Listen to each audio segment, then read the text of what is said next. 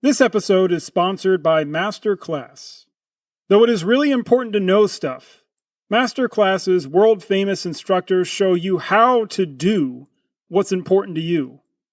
When I set out to prepare for this podcast almost exactly 1 year ago, I knew in April 2020 that I needed to get better at writing. That's where one of my favorite authors, Malcolm Gladwell, came in. Masterclass makes it possible for me and others wanting to improve their writing to take a class from Malcolm Gladwell on writing at our own pace. You can watch, and in many cases, listen to awesome instructors like Malcolm Gladwell teach you how to do what's important to you. You want to be a better cook?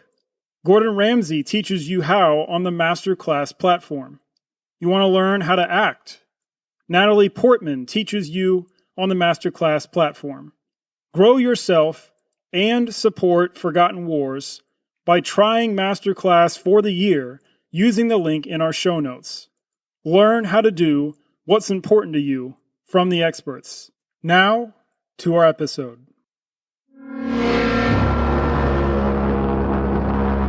This is Forgotten Wars. With their invasion and annexation of the Natal colony that we mentioned last week, the British secured another coastal colony on its trade route to India. On August 29, 1848, Commandant General Andries Praetorius led 1,000 Boers against Natal's Cape Governor, General Harry Smith's 600 men. 16 British forces fell in battle. 49 Boers were buried after the Battle of Boomplaats, at least according to the British. What could have been a lengthy war was instead a quick British victory thanks to a lightning infantry attack supported by perfect artillery cooperation. The British won this first round of what would become a 3-round match against the Boers. The next round wouldn't come for another 33 years. The Transvaal stood ready to be easily annexed after this battle. Why didn't the British annex the future Transvaal then? To help answer that question, you will hear one man, one company, and one empire's backstory. Under the British flag, you will have everything you desire, but that flag will continue to fly over the land. Over the land, maybe. Over the people, never. You will see me in the field, fighting for our independence, long after you and your party who make war with your mouths have fled the country. I don't think the Boers will have a chance. Disarm your blacks. Active part of a white man in a white man's war. Civilized war is awful. Few people in the 19th century would stand for as much, fail as much, and achieve as much as one man of Scottish ancestry. In 1814, cannons firing to celebrate the abdication of France's Napoleon Bonaparte marked one of the first memories of one boy. As a 10-year-old, this boy cried to stories of William Wallace, the Scottish freedom fighter who appeared in Jane Porter's The Scottish Chief's book. This boy became an MP who would serve in British Parliament across 6 different decades, with his final year being 1895. Before he ever served in Parliament, he enjoyed an opportunity that no one would ever be able to enjoy 5 days later. He ate breakfast with William Wilberforce, the world's most famous British abolitionist. Wilberforce would die 5 days later in 1833, just after learning that British Parliament had finally abolished slavery itself. The irony was that John Gladstone, father of the young man who ate breakfast with Wilberforce 5 days before Wilberforce died, was a slave owner. John Gladstone owned slave-driven sugar and coffee plantations in the West Indies, Jamaica, and other locations. John Gladstone thought William Wilberforce a, quote, well-meaning but mistaken man, end quote. John Gladstone even argued in an 1830 pamphlet that, quote, Negroes were happier when forced to work, end quote. When the British abolished slavery in its global empire, John Gladstone was compensated £75,000 for his property, his 1,609 former slaves. John gained legal permission to replace his slaves with laborers from India. John's plantations mistreated these laborers enough to be investigated by a House of Commons commission. 31-year-old William Ewart Gladstone, John's son, would defend John's plantation's honor in Parliament in 1840 as a British MP. This was the same William Gladstone who had shared breakfast with William Wilberforce 7 years earlier, and the same William Gladstone who would make his mark as a frequent advocate for human freedom. In September of 1832, Gladstone began what would become a successful campaign for his first seat in Parliament. His 2 election speeches focused on fair pay for labor, correction of the poor laws, systematic Christian instruction for slaves of the West Indies before the slaves could be freed, along with a few other policies. Most importantly for our purposes, William Gladstone's election speeches called for a, quote, dignified and impartial foreign policy, end quote. Early on, Gladstone was attacked as a supporter of slavery and commended for his great speaking ability. As a new Conservative MP in 1833, Gladstone delivered a couple very brief speeches. But he got his first dose of praise after delivering a 50-minute speech on June 3, 1833, when he argued for a gradual abolition of slavery. He spoke of how the British were falling short of their Christian obligations when they allowed slave owners to shield their slaves from the gospel for fear that, quote, if you made a man a Christian, you could not keep him a slave, end quote. Gladstone argued that slaves had to grow in character before they could be freed without disaster, and they could only grow in character gradually over years of character development as slaves. 60 years later, Gladstone was not proud of these same views on slavery, but did contend that they were progressive in their time. Even William Wilberforce would at first discourage efforts to eliminate slavery altogether in 1807 after he had helped abolish the slave trade. William Gladstone also distinguished himself both with friends and detractors as someone reluctant to go to war unless absolutely just and necessary. For example, Gladstone lambasted the Indo-Chinese opium trade as most infamous and atrocious, and opposed the Opium Wars by default. More on those later. The British Prime Minister is in some ways akin to the President of the United States. One of many ways their positions differ is in how their cabinets are organized. Both the President and the Prime Minister pick those who will fill their cabinets with varying levels of input and varying types of motivations. However, the British Prime Minister's cabinet is made up entirely of elected members of British Parliament. British cabinets can only operate as long as they have the support of the majority of the House of Commons. That would be akin to the President of the United States and their cabinet being in power only as long as they have support from the majority of the House of Representatives. If a British cabinet loses majority support, the cabinet has to be dissolved and a new cabinet formed. The leader of the party in power in the House of Commons chooses his cabinet. The leader of the party in power in 1843, the Conservative Party, was Robert Peel. Prime Minister Peel appointed William Gladstone to his first cabinet position as President of the Board of Trade. Gladstone resigned from his post in February 1845, but then joined cabinet again as Secretary of State for War and the Colonies until the Conservative government lost power in 1846. As a member of George Gordon Hamilton's cabinet in 1852, Gladstone tried mightily to keep the British from warring with Russia. But he and the Prime Minister and the rest of the cabinet did not ultimately keep the British out of the Crimean War that would break out from 1853 to 1856. Gladstone at first defended the Crimean War as necessary for defending public law in Europe, but later waffled in a speech to Parliament in 1855 where he argued the war was no longer justified. This aversion to war but inability to steer his country away from further military intervention would be a recurring theme of his political career. Gladstone was in and out of various cabinets through the 1850s. In 1859, he switched to the Liberal Party he had been drifting towards for a while. As a side note, and a piece of blatant foreshadowing, a famous journalist and officer would do the same thing 37 years later. However, MP Winston Churchill would eventually switch sides again back to the Conservative Party.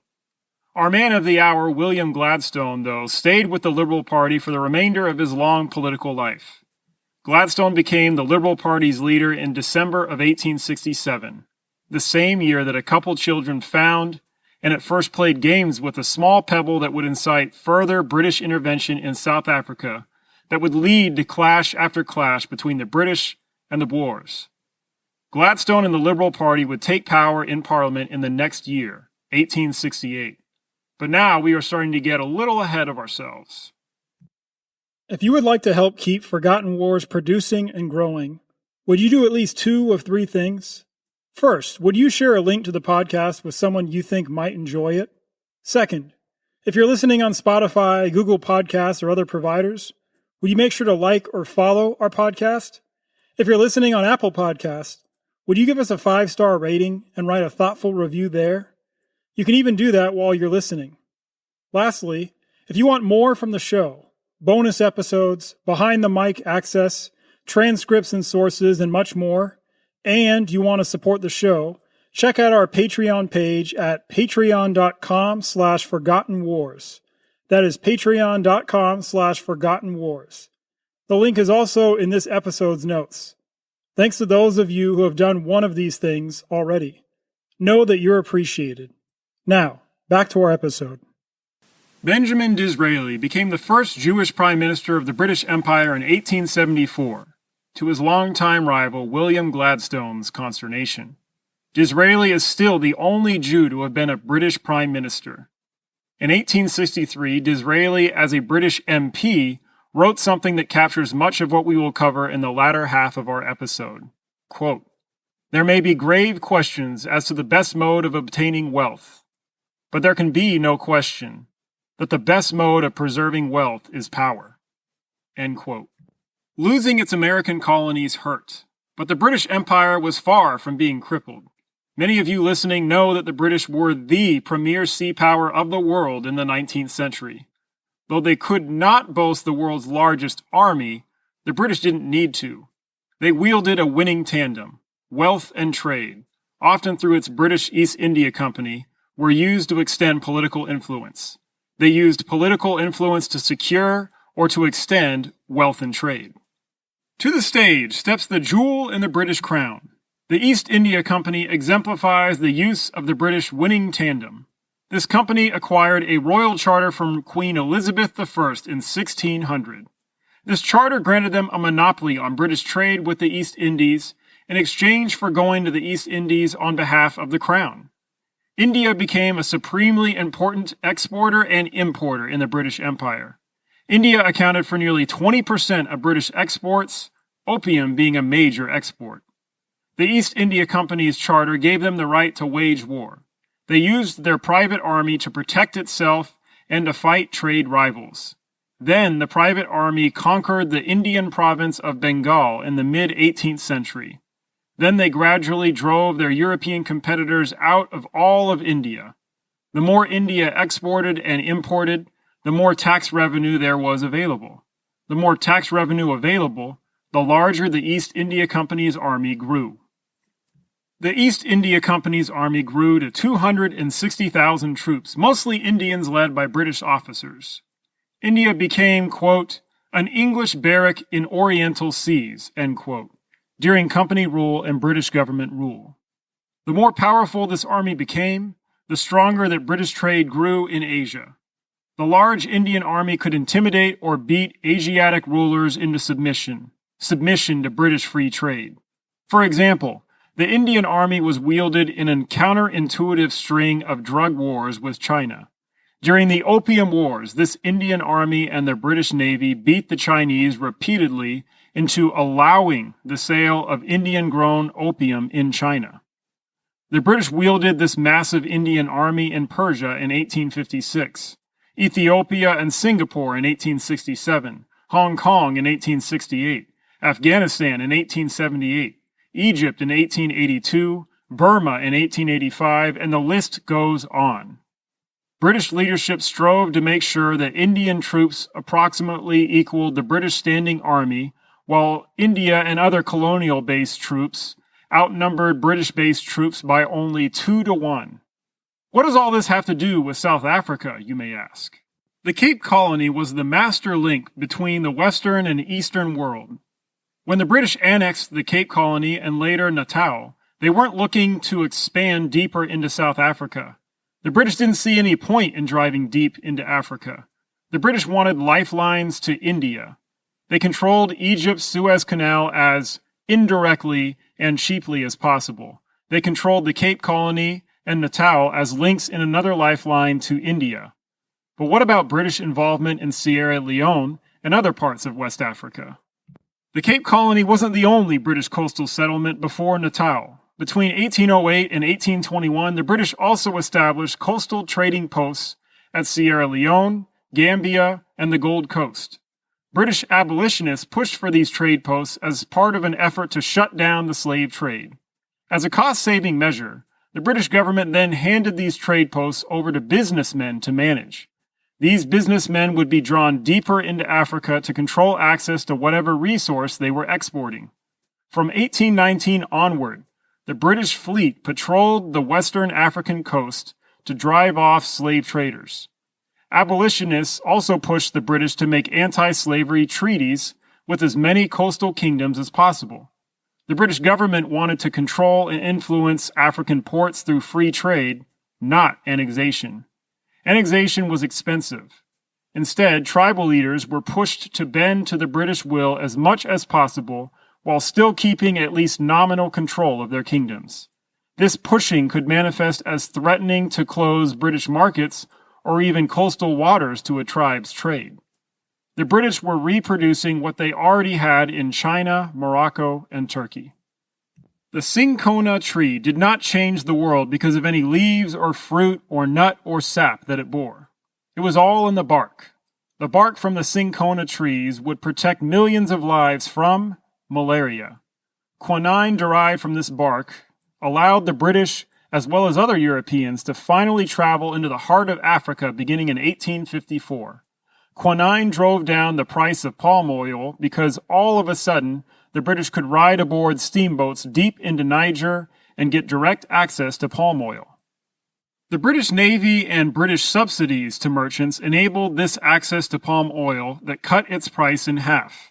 As the British economy grew from the palm oil trade, the British Navy and the subsidies were withdrawn in exchange for granting British merchants control in Central Africa. With this autonomy, businessmen vying for control of resources used tribes to fight each other for more exclusive access to palm oil and for routes to the sea to ship the oil. The British also sought informal control over the east coast of Africa for three reasons. First, the British wanted further trade intermediaries with India. Second, the British wanted to check against French expansion in East Africa. Finally, some of the British wanted to continue fighting slavery. The trouble with getting African kingdoms to outlaw slavery is that powerful kingdoms weren't typically interested, and weaker kingdoms were willing but often unable to enforce a ban on slavery. The British government was determined to influence Africa as much as it could informally, but was not willing to spend the money, the manpower, or the political capital to establish formal colonies with British administration. The British leaned on and tried to coerce local rulers as much as possible. The British strived to be puppeteers, not stage performers. So back to southern Africa. The British wanted the Cape Colony to protect the British naval base at Simonstown. The British annexed Natal for fear of foreign intervention from France or the Netherlands, and the fear of a competitor controlling the Natal port and thus endangering the British route to India in the process. The British, quote, gave the inland Boers independence with one hand and kept hold of their destiny with the other, end quote. The British allowed Boer independence as long as Boers didn't try to get independent coastal access. From the British point of view, the British resented having to defend mostly Dutch settlers of South Africa. In wars, these Boers started with tribes, as these Boers moved further and further inland. The British wanted their Cape and Natal colonies, and the Boer republics of the Transvaal and Orange Free State to form a South African confederation with permanent borders. That way, there would be no more border conflicts between tribes or Boers. The British imperial government wanted cheaper, colonial self-government with local rulers as junior partners, as long as ultimate imperial control wasn't threatened. The British long-term hope for South Africa was Canadian-style self-government. The British fused the British colonies of Canada, Nova Scotia, and New Brunswick into the Dominion of Canada in 1867. This Dominion gained financial independence, responsibility for its own defense, and the ability to make its own laws and elect its own parliament. However, this Dominion of Canada still remained under British rule. Before these Canadian concepts of self-rule could be implemented in South Africa, British paramountcy had to be recognized in South Africa, through whatever means necessary.